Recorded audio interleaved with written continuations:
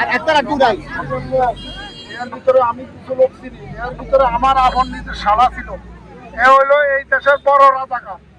এ আরো অনেক মামলা হয়, আওয়ামী লীগের আমলে অনেক ঘুম ফুটাইছে, অনেক কিছু করছে, অনেক ঝামেলা করে এই টকবিন অনেক। তারপরে হয় আমার বাড়ি ঘরে লোকজন লয়া ভাইঙ্গা ফিরে আমরা ঘরে শুয়ে রয়েছি। পরে কিনে ঠুস ঠুস করে উনি বাড়ি উনি এরপরে আমরা বলে নাইতে আমার ঘরে ভাইঙ্গা ফোলা ভাইঙ্গা পাসপোর্ট। তারপরে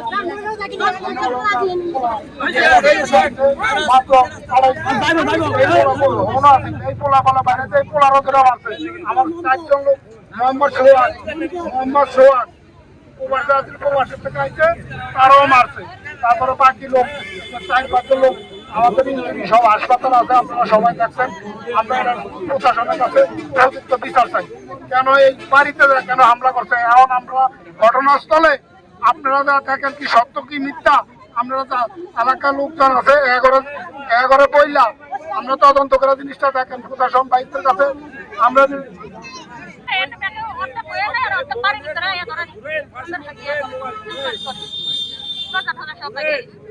ওকে ঠিক আছে, ধন্যবাদ। আচ্ছা একদম পুরুষ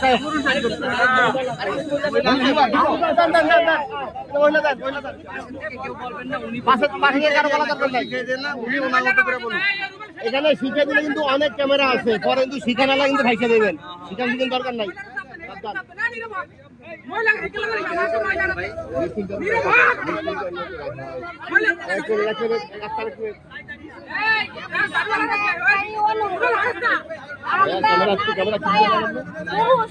নারীকে গায়ে অনেক নির্যাতন করে, অনেক হামলা করে। এইটার প্রতিশোধে আমরা বিচার চাই।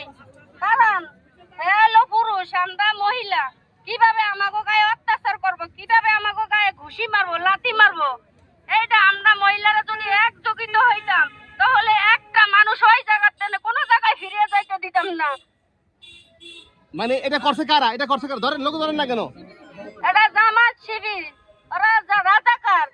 ওদেরকে ফাইলে খুন করা উচিত ছিল, কিন্তু কাল আমরা দাঁড়া ছিলাম না। পুরুষ পায়া ওরা দৌড়ে দৌড়ে হামলা করছে, মহিলা করে বহুত ঝামেলা করছে, অত্যাচার করছে। সম্পূর্ণ মহিলারা একযোগিত হয় নাই। যদি মহিলারা একযোগিত হইতো একটা লোক পাল্লা কাইটা 2 খন্ড করে লাইছে। পুরুষ পুরুষ বলবে কে? বলবে কেউ? বলবে? হ্যাঁ বলবে না পুরুষ। উনি ভাই তো কই কই ভাই আপনি বলবেন আরেকজন ডাক লাগে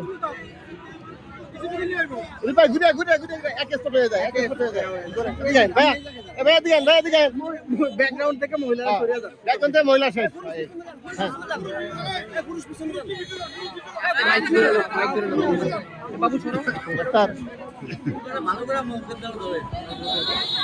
নিচে নিচে আর মাত্র এই আগুলা